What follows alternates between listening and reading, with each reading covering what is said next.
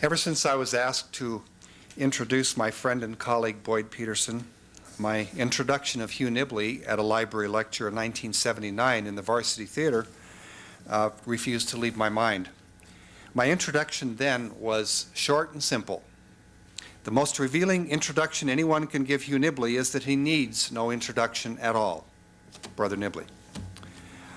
Well, Hugh Nibley is no less than our very own Latter-day Church Father, using his reason, research, and revelation, not only in studying the Latin and Greek Church Fathers of 1800 years ago, but also in clarifying and helping the Restoration movement in our own day.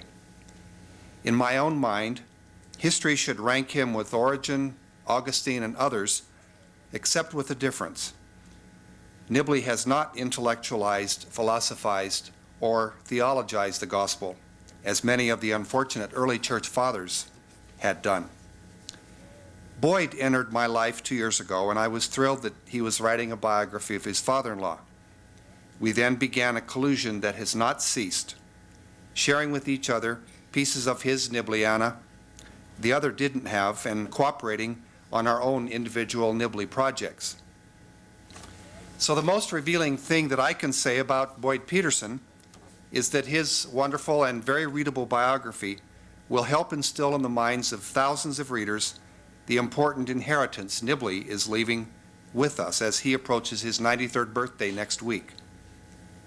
I'm personally grateful to Boyd, since his book has greatly enriched my honors class on the works of Hugh Nibley. The biography has been no small task for Boyd. He is currently teaching at BYU and Utah Valley State College, is a PhD student at the University of Utah, and is helping his wife Zina raise 4 children. Earlier, he did research for the U.S. Congress for 8 years and completed a master's degree in comparative literature at the University of Maryland. Not incidentally, when Zina Nibley first met Boyd, she liked him because, unlike other boys, he didn't know who her father was. We should all be very happy that they fell in love, for they have both influenced many of us at BYU. Boyd will speak on the topic, The Life of the Mind in the Household of Faith, Hugh Nibley's Influence at Brigham Young University. Boyd.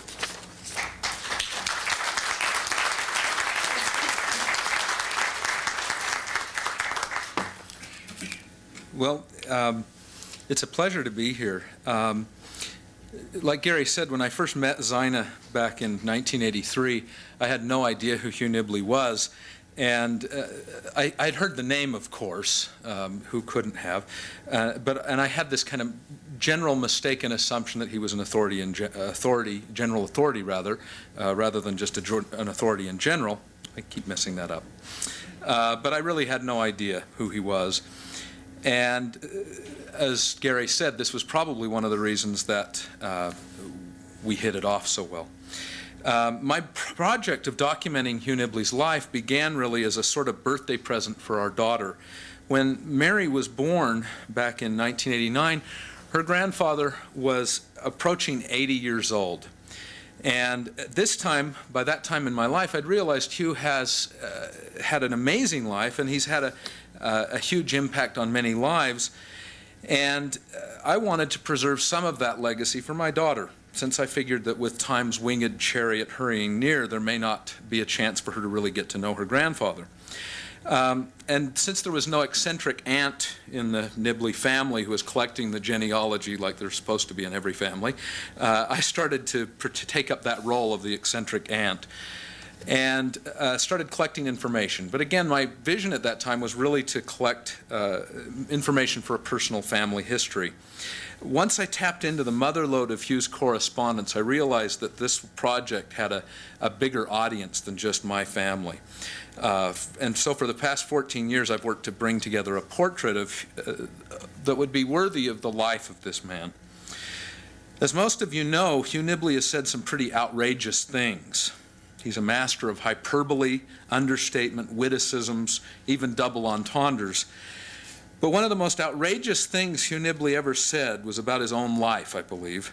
During the filming of Faith of an Observer, the documentary on Hugh's life and teachings that was co-produced by BYU and Farms back in 1983 and 84, Hugh expressed his complete bewilderment at the idea of documenting his life. He said, "I can't conceive of there being anything the least bit interesting in what a person has to say who has lived in Provo for 37 years.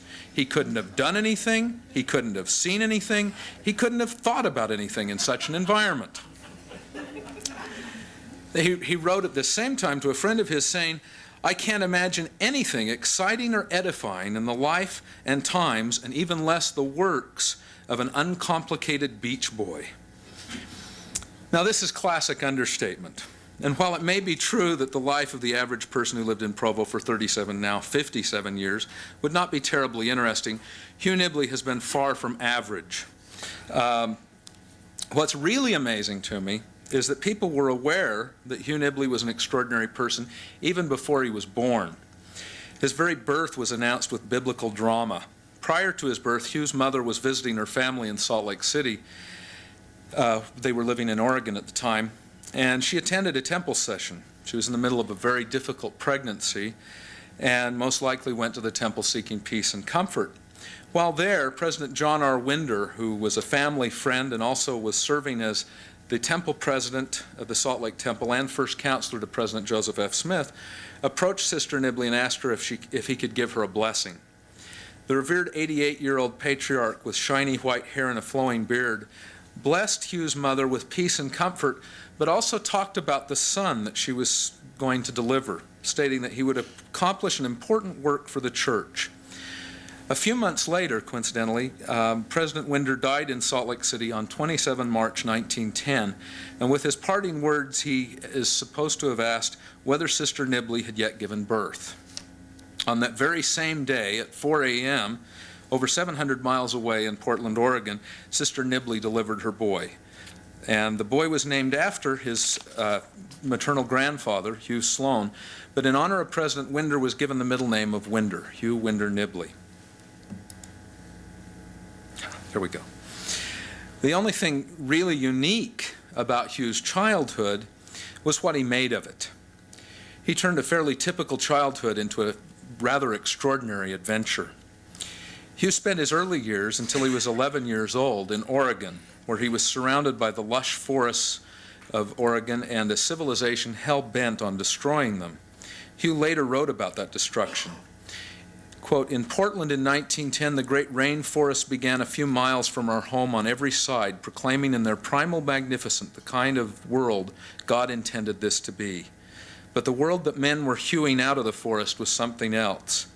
As we stood on the little station platform at the end of our last summer there, the family could hear a lumber company a mile away in the towering woods, noisily beginning what was to be the total destruction of the greatest rainforest in the world.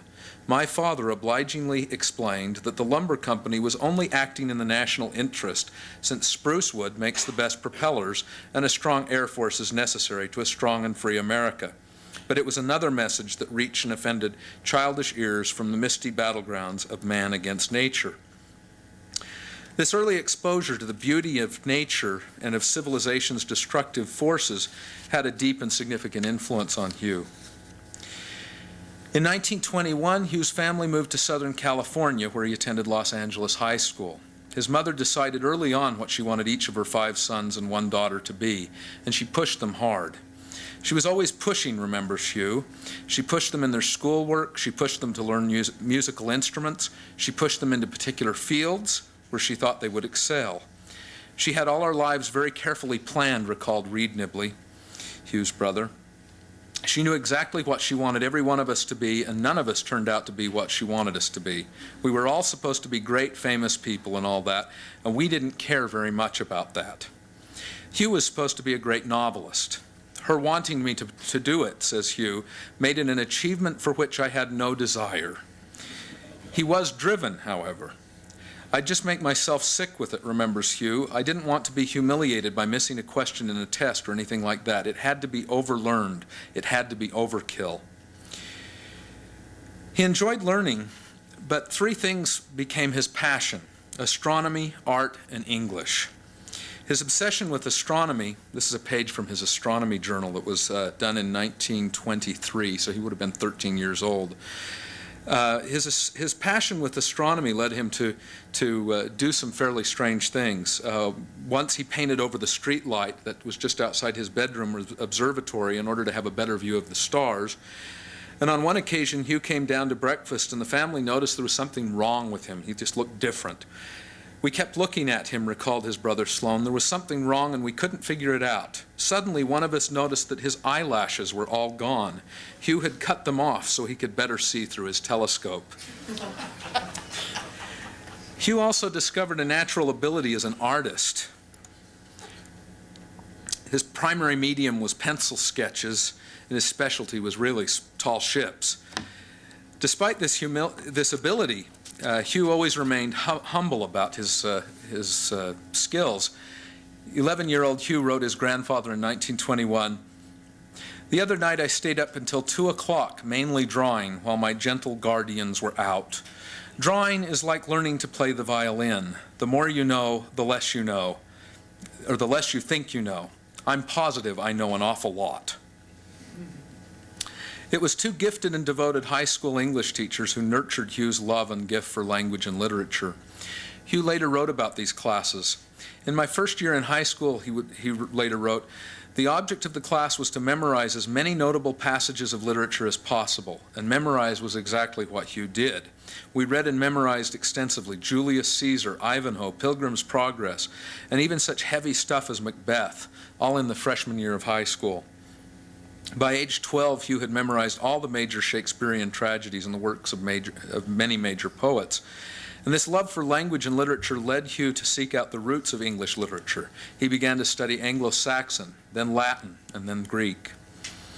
As a result of Hugh's developing talents and intellect, Sloane gave Hugh very special attention. The blessing that she had received from President Winder no doubt influenced this, and also his abilities.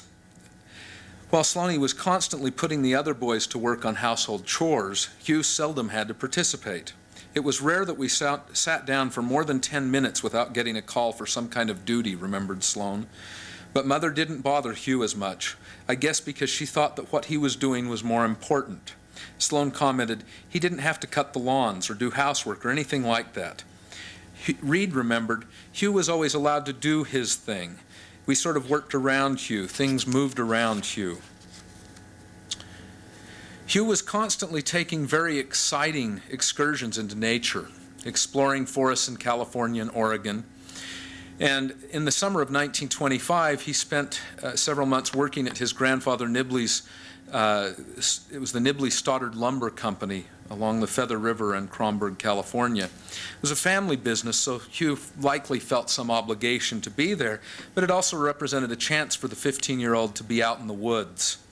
In a letter responding to his mother's plans to have him come home, Hugh writes of the ironic and heart-wrenching opportunity he had to be surrounded by nature while witnessing and participating in its destruction. "Dear Mother, what's all this business of coming home? Let me live in paradise while it lasts. I climbed Jackson Peak Sunday, and when I looked around, I saw not the great gray-green expanse of forest I had expected, but hundreds of miles of rocks and stubble broken here and there by well-thinned pines. This would have been most disappointing had it not been for the presence of one great patch of woods. What a heaven it was to look down onto the blue tops of those great cool firs and know that there in her last stronghold lives nature in all her great family. For to this citadel have flocked all the hosts of the forest. Here in this cold green temple, oozing and dripping with a licentious profusity of life, I felt as if I were 1,000,000,000 years old. Nothing seemed strange or unusual. Badgers, coons, deer, skunks, porcupines, snakes, and all only paid me a passing glance and then went on with their business. This is the only unlogged track within half a 100 miles of here, 500 million feet of it, and owned, the devil damn it black, Shakespeare, by the Nibley Stoddard Lumber Company. Soon it will be leveled to a desert. The streams will dry up and leave it to the sun, the sagebrush, the snakes, and the lizards." I quote that passage because this is written by a 15-year-old. The summer of 1927 would have an even greater impact on Hugh. He attended a summer school encampment run by the Brigham Young Academy at Aspen Grove near Provo, Utah.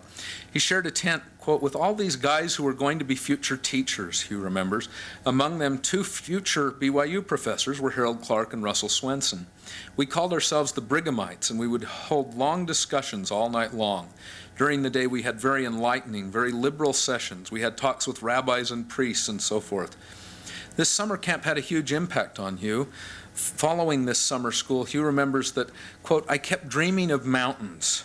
Utah would become a magnet for the adventurous side of Hugh Nibley, where he would later come to explore not only the Wasatch Range that he was introduced to at that summer school, but also the Red Rock country in the southern parts of the state.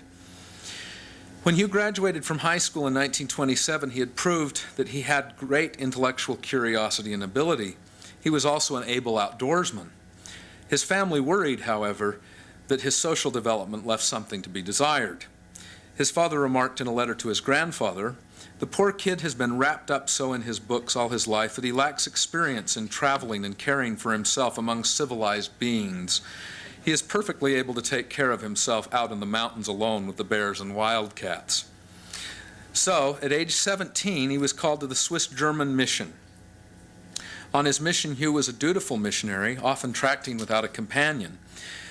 The main source of guilt that he felt, as most missionaries do, was his diversions, but his diversions were very different from most missionaries.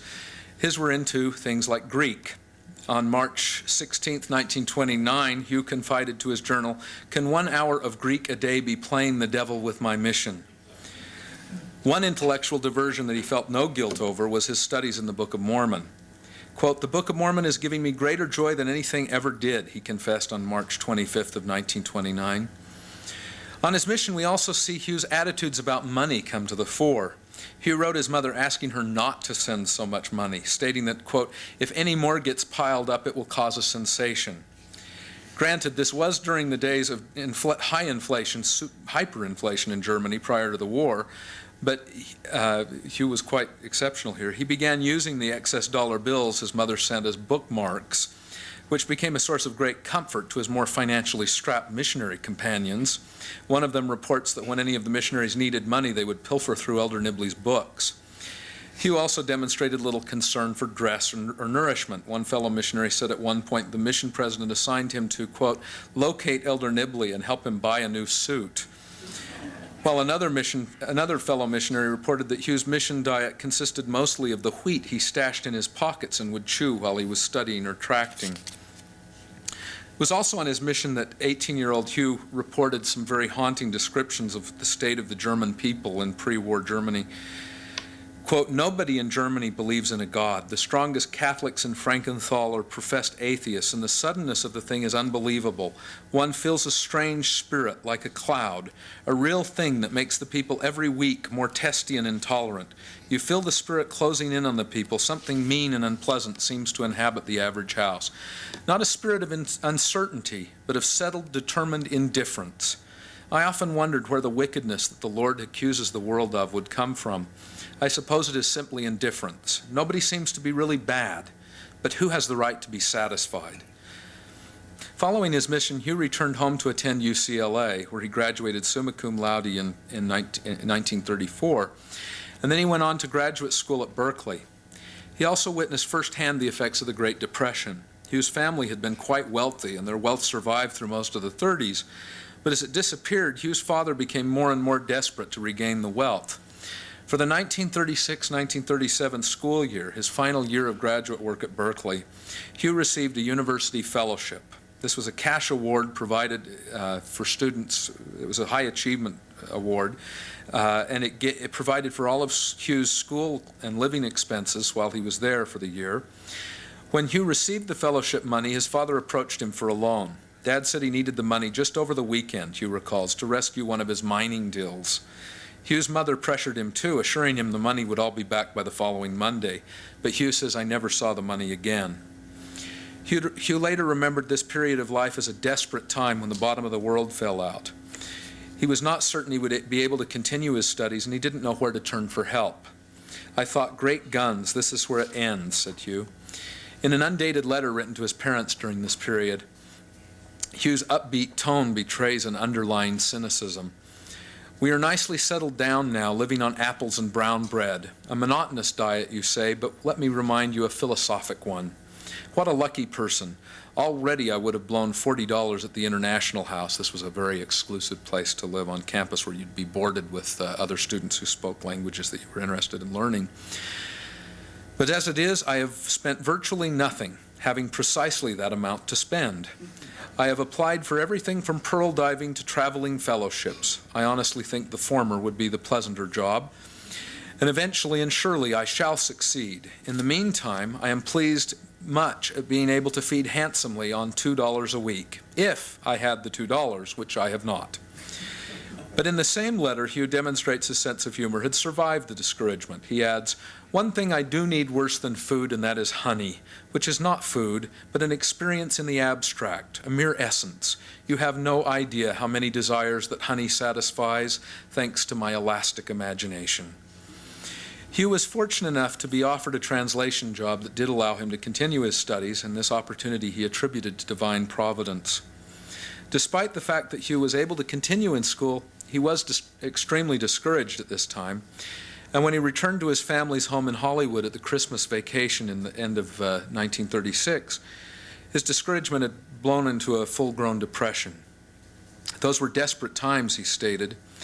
He even began to doubt the truthfulness of the church. I thought that there were certain flaws in the gospel, he says. I was terribly bothered about the afterlife and that sort of thing.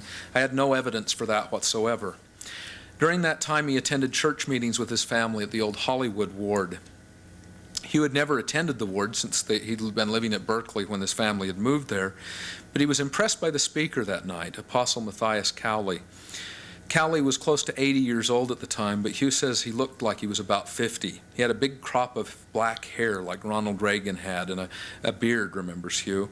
Following the meeting, Hugh met Brother Cowley, who greeted him and said, "I want to give you a blessing." In that blessing, Cowley told Hugh that the Lord would give him an answer immediately to the question that had been plaguing his mind. Within a week, Hugh came down with appendicitis attack and was taken to the Seventh-day Adventist Hospital in Loma Linda, California. When the doctor turned the ether on, Hugh evidently swallowed his tongue and stopped breathing. The staff scrambled to find the resuscitator, but couldn't find it, and meanwhile, Hugh was able to hear everything that was going on, but was getting very cold. Quote, "I got higher, higher, and higher, and I couldn't believe anything could get that cold. Absolute numbness, absolute nothing, but curiosity all the time. Something big is going to happen." And sure enough, then pop, it happened. All of a sudden, down this thing like a tube, and you come out, and boy, I know everything. This experience had a profound effect on Hugh. While he didn't see anybody or meet anybody at the end of this life after life experience, he discovered that there was a higher form of education. Certainly education remained important, but I think this became a fulcrum for his faith. As Hugh put it, this knowledge helped him to not take life too seriously. Quote, "We're just dabbling around, playing around, being tested for our moral qualities, and above all, the two things that we can be good at. We can forgive and we can repent." In 1938, he took his PhD from Berkeley, and then taught at Claremont Scripps and Pomona colleges during the years prior to World War II. He joined the Army in September of 1942 and was eventually put into military intelligence. And this is the story of him at Camp Ritchie is really one you have to read, but I don't have time for here, so you'll have to get the book. Sorry. Hugh got what he was called a grandstand seat of the war. As a member of an order of battle team in military intelligence, it was his duty to get the big picture of the war, to know the strength, disposition, and makeup of the German army. But his particular unit ended up being attached to the 101st Airborne Division during most of the war, so he witnessed the battles firsthand of D-Day, Market Garden, and Bastogne. From inside a foxhole, quote, "face all blackened with clusters of grenades on, carrying his trusty carbine." His letter from D-Day is illustrative of this period. "We sailed from Bristol on June 4th, and on the 6th we were off Verville. My fate seems always to have been first in line. Our ship headed the convoy, and as if that were not enough, our party was to be the first ashore when contact was made with the division. The ship was bombed repeatedly but never hit. I stood at the head of the rope ladder for half an hour and then went down to the landing craft without orders. Presently, the very spot I was standing was hit by an 88 and half a dozen tank men blown up. The chaplain with whom I had been talking was wounded. When we put in for shore, the 88s tried hard to stop us, first landing in front and then behind. The ship was sunk. This sort of thing goes on and on. Hugh's war experiences are very traumatic and very interesting, and instilled in him a deep and abiding distrust of the military and cynicism about military options as a real solution to our problems. Following the war, Hugh spent quite a bit of time recuperating in southern Utah, and then he landed a job working as an editor for the Improvement Era. There he became acquainted with Elder John A. Widtsoe, and Widtsoe urged Hugh to apply to teach at BYU. He wrote a letter recommending him to then-President Howard S. McDonald. Elder Widtsoe described Hugh as, quote, a bookworm of the first order, and stated that, quote, he will probably annoy his wife when he marries all his life by coming home late at night, too late for dinner, and by sitting up all night with his books, which was prophetic. At the bottom of the letter, Widtsoe wrote, I believe we must keep this man for our use. Hugh did take Widtsoe's advice, and when he was offered a position at BYU, he accepted it and became an assistant professor of history and religion. In May 1946, he reported to his good friend Paul Springer that, quote, when the leaves begin to fall, I shall repair to Provo, for Brother Brigham's celebrated academy has charms that make the blandishments of Claremont seem positively repulsive by comparison. One of the significant charms for Hugh was the Wasatch Mountains. He confessed to Springer that, I'm elated beyond description at the local variety of mountains, which present no end of wonders to the curious. Life is a perpetual picnic here. The only concern that Elder Widtsoe and BYU's administration had about Hugh teaching at BYU was his marital status. Hugh was a 36-year-old bachelor, what Brigham Young would call a certifiable menace to society. In a letter to Paul Springer, Hugh described Widtsoe's prodding as, quote, the rising admonition of the brethren that I get me espoused. Obedient to the end, Hugh Nibley told Elder Widtsoe that, quote, I would marry the first girl I met at BYU. On the first day of one of his first visits to campus, May 25, 1946, Hugh walked into the housing office, and Phyllis Draper, the receptionist, was the first young woman he met there. With just that one encounter, Hugh decided that he was going to marry Phyllis, whom he later described to his mother as delectable and ever sensible. They courted until August 18th, when he popped the question. The couple was married on 18 September 1946. About their courtship, Hugh later quipped, that's why it's called BYU, I guess. Hugh and Phyllis have reared 8 children in a house full of books, music, and conversation. Hugh's early reaction to Utah Valley and BYU was exceedingly positive. He wrote to his friend Springer in 1947, I had almost forgotten how cynical and drab the world could be away from the zealots of Zion. If the total absence, rather than the conscious ban, of all smoking, drinking, and everything that isn't nice seems prudish, such limitations are more than offset by the earnest, free, and unaffected manners of the students, nearly all of whom are from very rural places indeed, call each other brother and sister, and think nothing of opening and closing every meeting with prayer.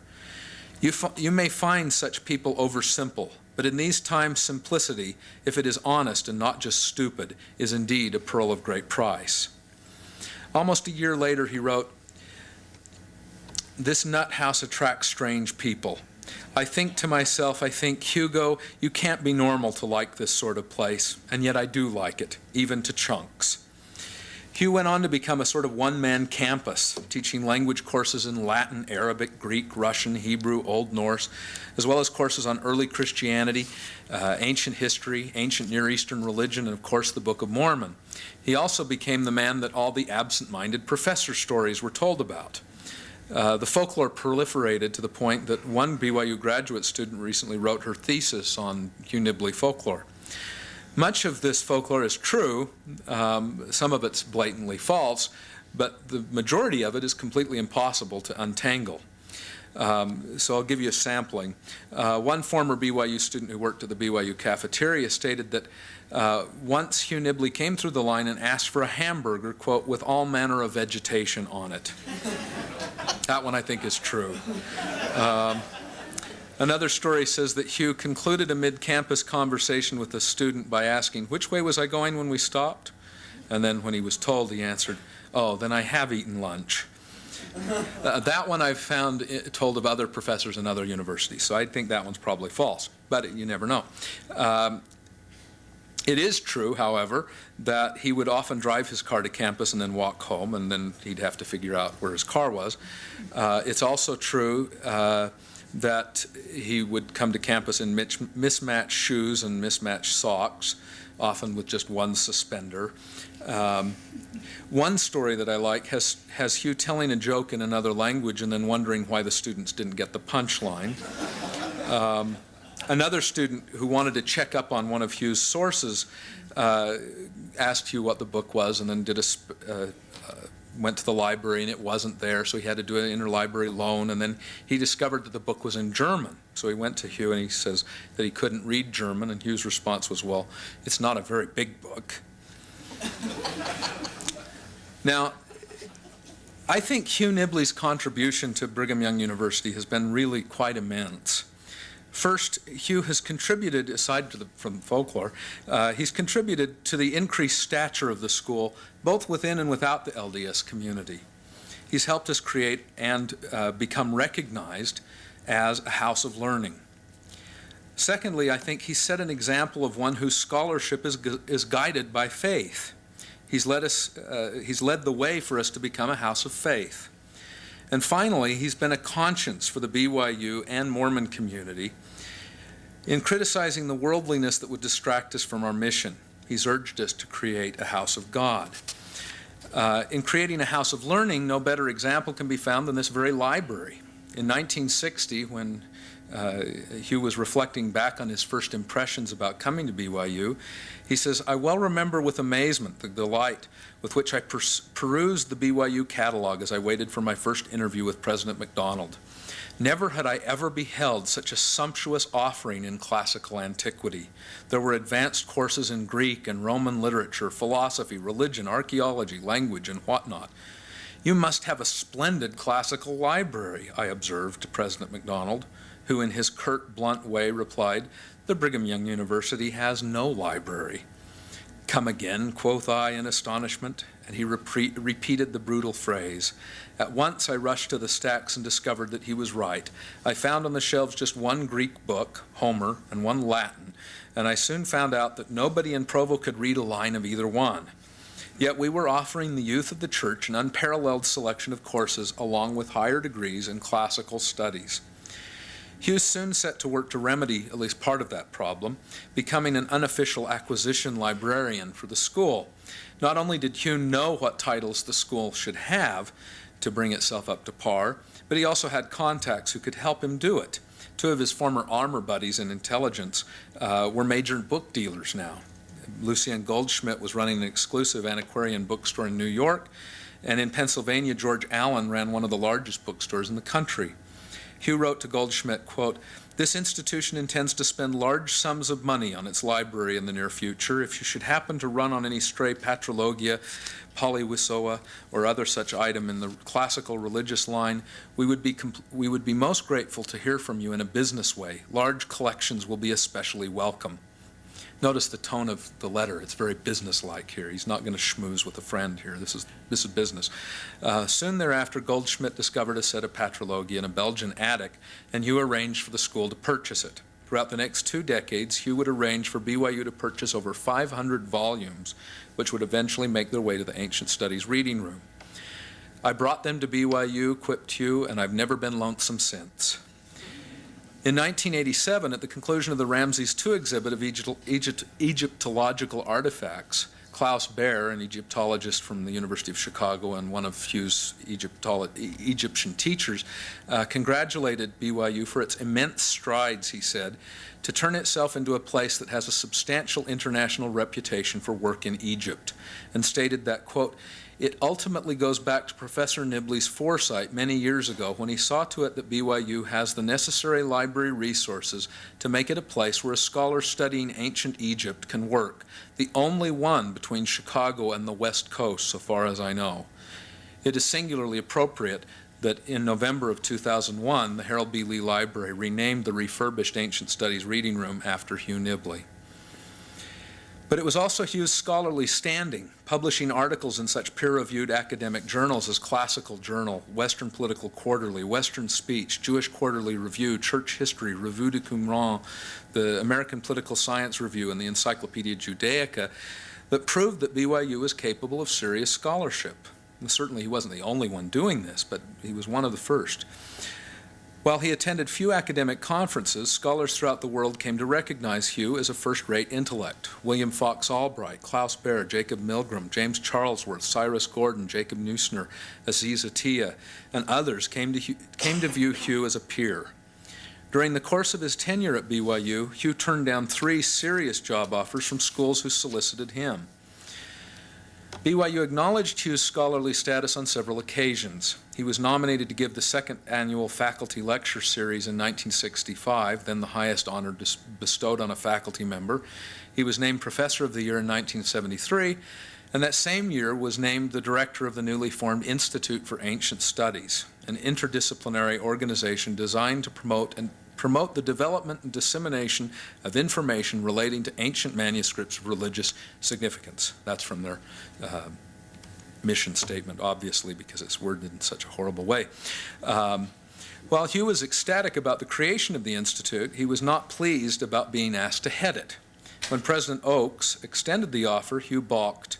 "For nothing do I thank my Heavenly Father more fervidly than his singular bounty in sparing me all the days of my life from the toils and distractions of administration," wrote Hugh. "I am sure that the greatest possible contribution I could make right now would be not to blight such a worthy project with my type of timid and inept direction." Undeterred by Hugh's refusal, President Oakes wrote Hugh asking him to reconsider on the condition that the appointed director be a director in name only, with an associate director who would actually run the place. Resorting to flattery, Oakes stated that he and others felt that, quote, "We cannot launch a successful Institute for Ancient Studies without being able to use the enormous prestige and past and future accomplishments of Hugh Nibley as the headliner and pace setter for the Institute." Hugh finally agreed to the request, stating that it would be churlish to do otherwise. Secondly, I think Hugh's writings have presented a roadmap for the type of work that can be done at BYU in combining faith with scholarship. In addition to his secular writings, Hugh has produced a huge corpus of material aimed at defending the church from external criticism and validating the truth claims of Mormon scripture. Hugh has been an apologist in the classical sense of the word, marshaling evidence to respond to the criticisms of Mormon detractors. His anti-Mormon literature has been collected in the volume Tinkling Cymbals and Sounding Brass, where Hugh writes with great sarcasm about the techniques employed by anti-Mormon writers. But his greater legacy, I think, has been positive. He's worked to set the Book of Mormon, the Book of Abraham, the Book of Moses, and the Temple into an ancient Middle Eastern milieu. He's broken ground in these areas and has had a dramatic effect on the way Latter-day Saints read and interpret their scriptures. Church leaders early praised Hugh's work on the Book of Mormon. John A. Widtsoe wrote to Hugh in 1952, "We have looked upon the Book of Mormon too much as something apart from flesh and blood. You have opened a new course of thinking about the book and the characters it contains." President Spencer W. Kimball wrote that Hugh's Book of Mormon volumes, quote, "represent real contributions to our literature and open up new fields untouched by anyone else that I know of." And President Ezra Taft Benson called the Melchizedek Priesthood Manual, which he wrote in 1957, or which was used in 1957, called An Approach to the Book of Mormon, a practical, scholarly, and timely work. Finally, I think Hugh has raised a warning voice to the academic community and to the wider Mormon culture about ways that we're failing in our duties as Latter-day Saints. He has spoken out against our disregard for the environment. This is a campaign poster that was taken. I love the juxtaposition here of Robert Redford and Hugh Nibley supporting a candidate largely for environmental reasons. He's spoken out about our making a priority of personal wealth over establishing the law of consecration, and about our tendency to be military hawks when we should be following the scriptural admonition to proclaim peace. In terms of education, he's been really harsh here. He's cautioned against placing theatromania, as he's called it, over real learning, careerism over broad education, and eminence over truth. As BYU reacted to the counterculture of the 1960s and 70s, Hugh criticized the school for placing dress and grooming over academic achievement. Quote, "The haircut is the test of virtue in a world where Satan deceives and rules by appearance," asserted Hugh. And in his classic talk, Zeal Without Knowledge, Hugh denounced Mormon culture for rewarding, quote, "zeal alone, zeal without knowledge, for sitting in endless meetings, for dedicated conformity, and unlimited capacity for suffering boredom. We think it more commendable to get up at 5 a.m. to write a bad book than to get up at 9 o'clock to write a good one. That is pure zeal that tends to breed a race of insufferable, self-righteous prigs and barren minds. One has only to consider the present outpouring of, quote, inspirational books, unquote, in the church that bring little new in the way of knowledge. Truisms, platitudes, kitsch, and cliches have become our everyday diet." People got kind of used to hearing this sort of thing from Hugh after a while, I suppose. Nowhere was Hugh's voice of warning heard more forcefully than his 1983 commencement address when he was awarded an honorary doctorate.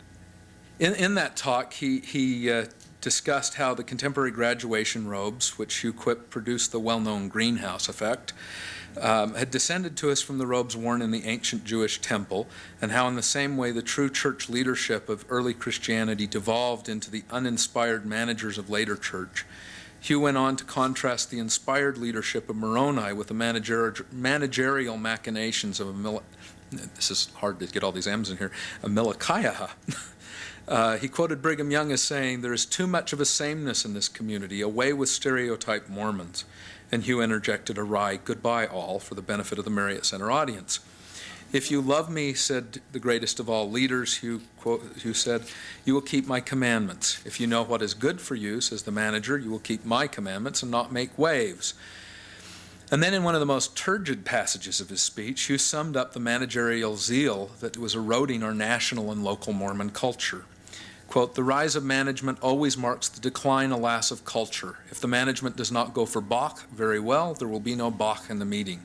If the management favors vile, sentimental doggerel verse, extolling the qualities that make for success, young people everywhere will be spouting long trade journal jingles from the stand. If the management's taste in art is what will sell, trite, insipid, folksy kitsch, that is what we will get. If management finds maudlin, saccharine commercials appealing, that is what the public will get. If management must reflect the corporate image in tasteless, trendy new buildings, down come the old, fine pioneer monuments."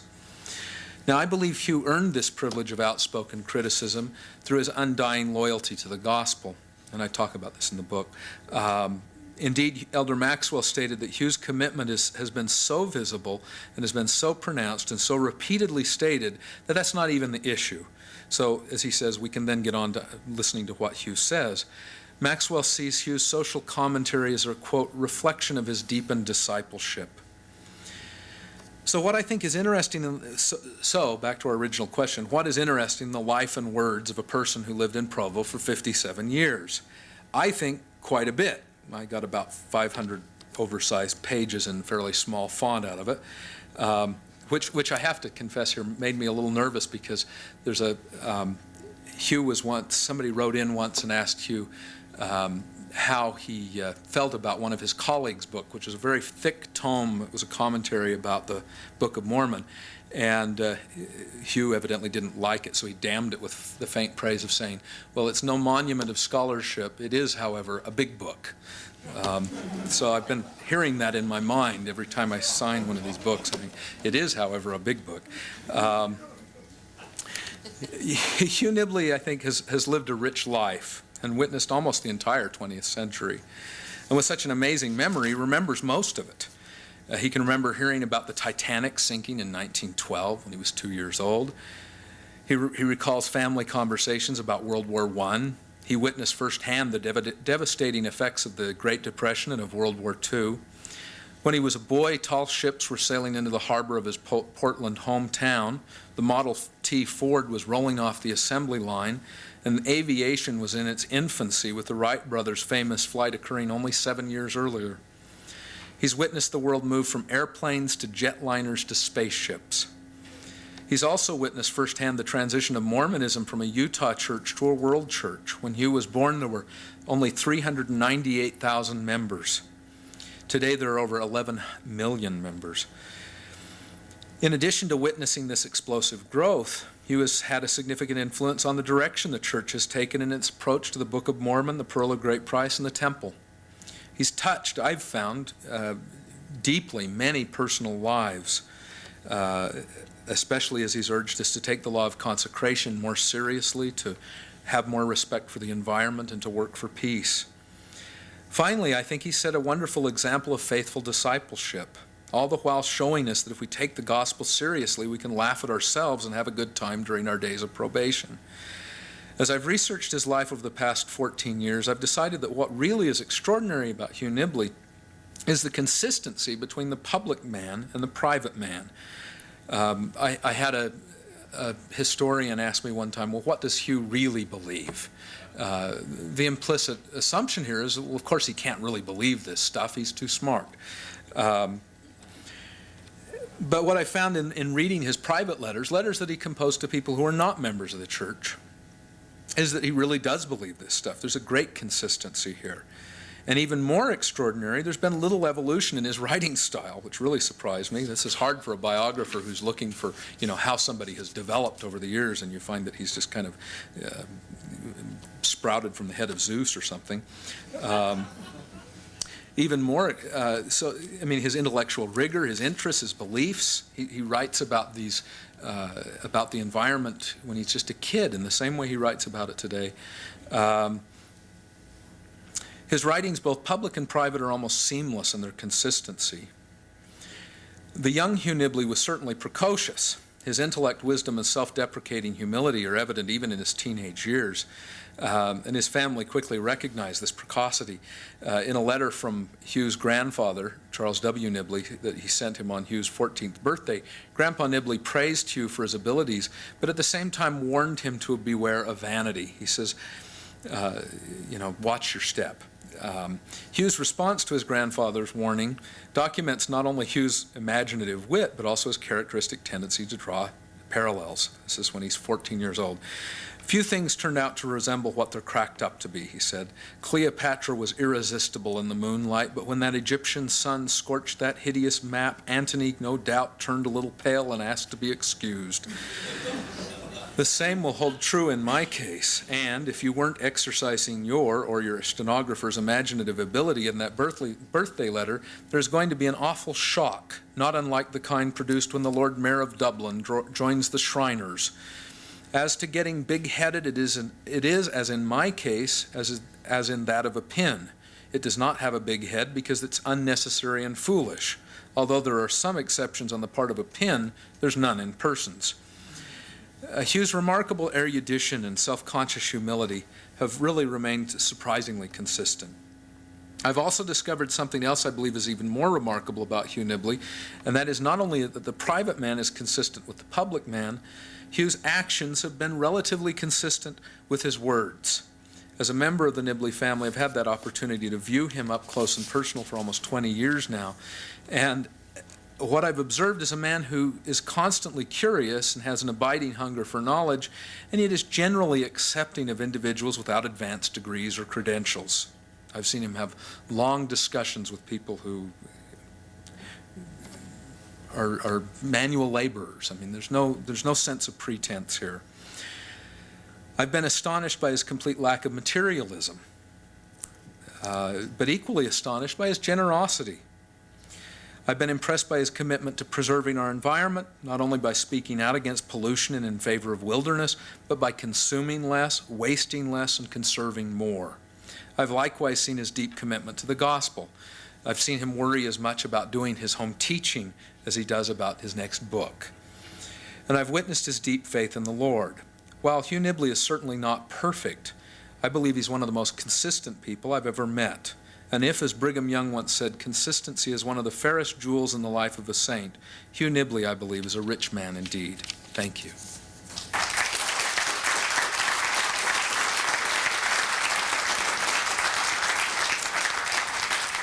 In Temple and Cosmos, I believe, in the Best Possible Test, a short chapter, Brother Nibley says that he's done things that were noteworthy in his life, but the most important things that he's done were things that nobody else knew about. Do you have any idea what some of those things were, or what he holds to be his most important accomplishments? I think I've got a clue on some of that. Some of the things that he produced, he was actually asked to produce. For example, the book Sounding Brass, he was asked to respond to the Irving Wallace's 27th Wives by the general authorities. And he was asked to do the priesthood manual and so forth. So there were quite a few things that he was asked by general authorities to research. And I found quite a few places where very subtly a general authority, one time President Kimball wrote him and said, have you found anything about these, the Liahona in all of your research? And a few months later, in the improvement era, I believe it was at the time, maybe at the Ensign by this time, an article came out by Hugh Nibley called The Liahona's Cousins, thank you. And so a lot of times the general authorities were asking him questions that he would either reply to privately to them, or else he'd write an article about them. So there were quite a number of things. And when, so anyway, I think that's part of what he's getting at. But the other side is he's very reticent to talk about some things that he's probably the most proud of. When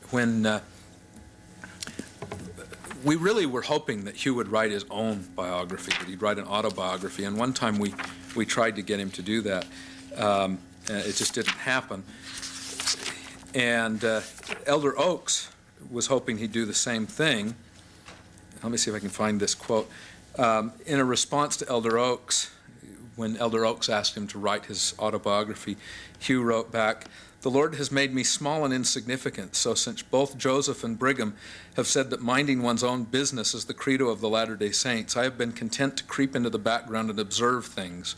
What I have seen is vastly more interesting than anything I have done, but the things that would make the most interesting stories are the very ones I have no intention of telling. I could tell unfold, but I leave it there. A bland list of conventional doings would be objectionable and dull. I see only one kind of influence, to induce people to appreciate and love the gospel so we can all have a good time." So even in that, he's really reticent to tell all. As we had occasion to speak about an hour or so ago about Brother Nibley, I'm presently reviewing about 250 miscellaneous tapes taken from Sunday school classes and BYU classes, etc. But the tapes I find the most enthralling and fascinating are his family home evenings, at which time he would deliver intellectual tour de forces like you would expect from some PhD reviewing committee. I was wondering, of that becoming too personal, would Ziner remember as a child listening to these dissertations about the Egyptian temple ceremony, or the Shabako stone, or the Enuma Elish? When my family home meetings, we were cutting out paper dolls. Does she remember these, and how could she explain them afterwards? We could ask her. It is true that his family home evenings were not exactly typical, and in fact, I think that was both a good thing and a bad thing. It was good for all the flocks of BYU students that showed up in his living room to hear his family home evening presentations. It wasn't so good on the family, and a lot of them kind of resented the fact that they had to share their father in this very public role with everybody else. Let my wife talk for a minute, and my son. I do remember them. Yeah. I remember being, in some cases, just bored as it went over my head, and in other cases, really turned on by the things that were being said and really excited about ideas and about the things that I didn't realize other kids weren't learning. And I really enjoyed listening to him talk, I didn't enjoy the invasion of my home, filled with BYU students or other faculty members or something like that. It was very, very scary to give the blessing on the refreshments when you were 11 and your house was full of people who had just heard this sermon. So yeah, in that way, as Boyd explained, there is mixed reverence and appreciation and resentment at the invasion of my house. I remember when the documentary Faith of an Observer came out, the first time I really recognized that it would be shown publicly was a poster that I saw in the Joseph Smith building. This is the old one before they reconstructed it. And I took that poster down. Not so much because I liked the poster and wanted to keep it, although that was definitely a motive, but because I didn't want to share him. I knew that I would see things in that documentary that I had never seen before. For instance, the first time I ever saw my father choke up and get teary-eyed was in that documentary, and I shared that with 800 people, and I resented that. And so I stole that poster, not just to keep it for myself, but to prevent other people from knowing that my dad was going to be more exposed than he ever had been to me.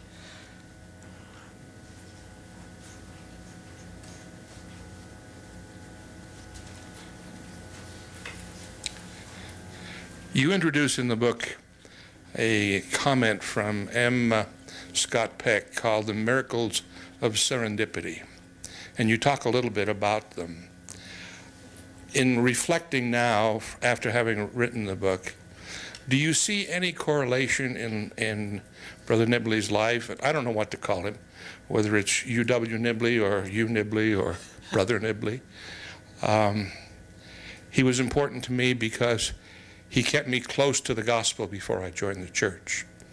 But these miracles of serendipity, are they part and parcel of the fact that he lives a consecrated life and a consistent life, and that he is who he is, and all of these things that probably would have taken other people's lives? You mention Antietam, you mention all kinds of things. Are they really part and parcel of the Lord looking after Hugh Nibley?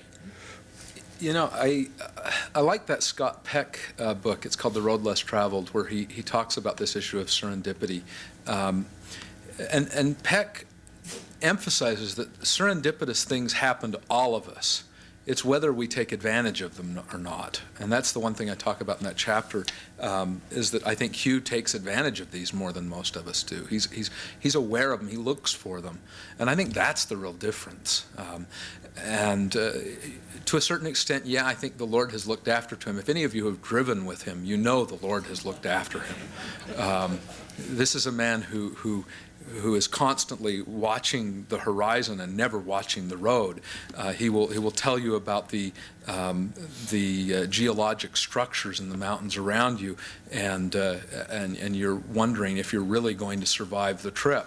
So there's actually his brothers both confirmed this, that when they used to drive out to UCLA from their house in Glendale, Sloan confirmed that, and Reed, that the first time he drove, they were going to take turns. Sloan was going to take turns with Hugh, and as they drove out to UCLA, and Sloan did his day, and then Hugh was going to take his day, and he promptly set up a Greek grammar on the steering wheel that he was going to study as he drove. And Sloan says, I drove the rest of the year. He wasn't going to do that anymore. So I think that there's certainly divine providence involved in just preserving you. And you read the war stories. I mean, he was one of the first Jeeps to land on Utah Beach, survived that, and then he was on his trip into Holland. He was in a glider, and he says he just for some reason decided to pick up a piece of armor that was sitting on the ground on the plane with him, and he sat on it for some reason. He just decided to do this, and he says it promptly absorbed 3 machine gun bullets. And so things like this happened to him quite consistently during the war. he also, there's a wonderful story that's also true. One time my wife, when she was just a little girl, she wasn't married to me then, obviously. She was only 3. She used to play right here at the site of BYU campus on the foothills, and she was about to fall into the canal. And her father was up in his office in the Joseph Smith building, and just for some reason decided he needed to run and just leave his office, and he ran down the hill for something, just no apparent reason. He just did this. He just responded, and he got there just as Zina was falling into the canal. And you know, 3-year-olds don't do well in canals. So, so I think that this kind of responding to these impressions and this stuff really has been the real secret to Hugh's life. And I think the lesson that we can learn from this is that we all get this stuff to some extent, evidently, and we need to take advantage of it. This was certainly my impression in doing the book. I mean, a lot of things serendipitously happened to me that really kind of surprised me, and probably are still happening, but I just don't notice them a good share of the time. I think most of us here and others who want to read the biography are interested in his intellectual accomplishments and his life in that context. I wonder if you could comment maybe a little more detail just about his personal relationships with his family, his parents, his grandparents, his siblings, and his children. Was he affectionate? Was he whatever you feel like you could comment on? Sure. Hugh's parents were crazy. He grew up with some very Victorian parents who never really expressed emotion. As I mentioned earlier, his mother was very, I think if she lived in this day and age, she probably would have been a very successful career woman, but as it was, she kind of lived her life vicariously through her children, I believe, and ended up really kind of running their lives. And Hugh really resented that. His father was also constantly sending his writings, things that he'd get a hold of. School teachers would share things with him, and then his father would send them to publishers or to his father, who, there was a poem that was published in the Improvement era that Hugh didn't have a clue was going to be published in the Improvement era, because his father sent it to a grandfather his grandfather was in the first presidency and had it looked at by Orson F. Whitney, and of course it ended up in the Improvement era. So this kind of constant involvement in his life, I think, really was something Hugh resented, this kind of attempting to run his life. And they were not affectionate people. He said his father was really a very fun person, but you know, they were very typical Victorian-type parents. You don't express emotion, and certainly you don't demonstrate it. So I think in terms of his own life, especially with his children, I think that was reflected. In some ways, I think the kind of distance that he had with his children was probably an overreaction to what he saw his own parents doing wrong. How many of us do that? They were so in his face and involved in his life and trying to manage his life, that Hugh just went the other extreme and stayed pretty much out of his own children's life. Hugh was not a terribly affectionate person either with his family. However, in his later years, I think he's really, one of the reasons I think the Lord has left him around here so long is that, you know, he's a really smart guy, but one thing I don't think he really learned was the importance of these relationships. And I think this is one thing he's really gaining in his latter years is to appreciate his family. And when we go over there now, you know, it's very rare that he doesn't get up out of the chair and give everybody a hug, and this is just so unusual. And at a recent celebration when they dedicated the reading room, and when he had his 90th birthday party, he paid tribute to Phyllis and her accomplishments and her role in his life, which is just something nobody had ever heard him say, really lauding the role that she had played in his life and how appreciative it was. So I think in his latter years, the thing that he's really been working on is this thing that maybe some of us get a lot earlier, is just appreciating his family and the personal relationships in his life.